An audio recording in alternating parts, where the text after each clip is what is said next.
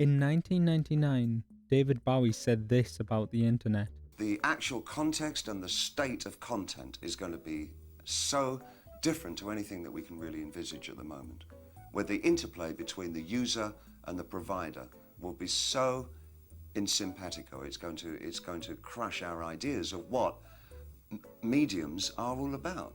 Google was a few months old. The best thing you could do with a phone was play Snake, and 15-year-old Mark Zuckerberg hadn't been dumped nearly enough to create the Facebook. And meanwhile, David Bowie is sitting there with his badass heterochromia like he's travelled into the future and came back to tell us all about it. Looking back historically, it's so easy to classify certain time periods by their significant events, and we all think the same things when we hear the words ancient Egypt or Tudor. But to the people actually living in those times, each day is just normal. And I feel in a similar vein that we are kind of unknowingly living at the beginning of one of the most important times in human existence, what I'd like to call the Great Renaissance. I feel dumb for not realizing it sooner, seeing as though I'm living in it, but the internet is quite possibly the most significant human creation in terms of cultural impact to ever exist. Fire was a pretty big deal, but when was the last time it got an update?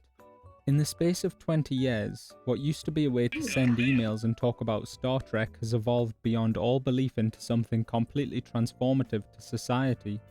The television was king of the family home for 50 years, and now its only use is to stream Netflix when your phone is out of battery.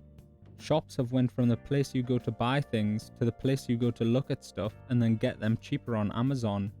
There are banks that only exist online, and the internet lets me play games with my friends that live on the other side of the world. But these are all small fish to fry in the grand scheme of things. And the most powerful thing about the internet is absolutely the user-generated side. The power of the internet has allowed every man, woman and child on the planet with a gigabyte Ethernet cable and a dream to create and share anything they want and bring joy to millions of people. There is so much amazing stuff on the internet made and put out there completely free of charge that it almost breaks my brain. Beautiful fan art and memes of every game, film and TV show in existence. Walkthroughs and guides and speedruns and commentaries on speedruns and insane challenge runs. Within 5 minutes I can find perfectly arranged sheet music of pretty much any song I want, or I can find the song itself, or a million covers, or slowed reverb versions backed with anime visuals. There are beautiful pieces of art and webcomics and animations. There are teenagers becoming professional musicians by recording themselves with webcams in their bedrooms. There are guides on how to make stupid recipes from TV shows or almost any other thing that you could possibly want to do. There is a full-length acted-out ASMR version of the B-movie. There are so many unique audio-visual experiences available on the internet that I could sit here for hours naming them, and still I'd have hardly scratched the surface. All of these things are posted and easily accessible to the entire world, which can then be commented on and added to and turned into memes of their own with fan art of their own, which can then also be shared. The entire thing is a massive and endless explosion of creativity and nitpicking biased arguments that gets remixed and enters into our collective consciousness. In the words of Bowie, I like to see what the new construction is between artist and audience. There is a breakdown. It's almost like the artist is to accompany the audience and what the audience are doing. And that feeling is very much permeating music and permeating the internet. And this idea is more true than ever. Now it's completely commonplace for an audience to be an integral part of the creative process through live streaming, and special online live events can be attended by millions through the internet. Some of the most compelling live streams have such a large audience participation that they are creating the entertainment equally as much as the person doing the streaming.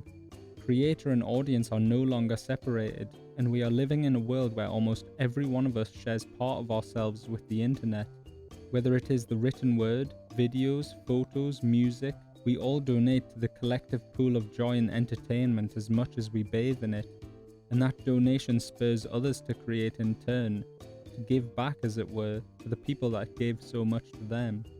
As much as it is filled with things both negative and positive, the internet is such a beautiful platform for the sharing of ideas and creativity, that is accessible to such a large portion of humanity 24 hours a day that I can't help but view it as some magical place where anything is possible.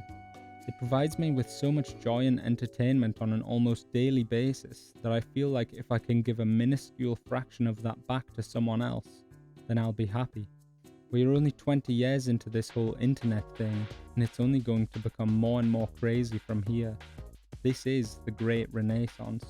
Thank you to anyone that's ever uploaded anything to the internet for helping fuel this crazy fire of creativity. Thank you to David Bowie for so effortlessly predicting the future back then.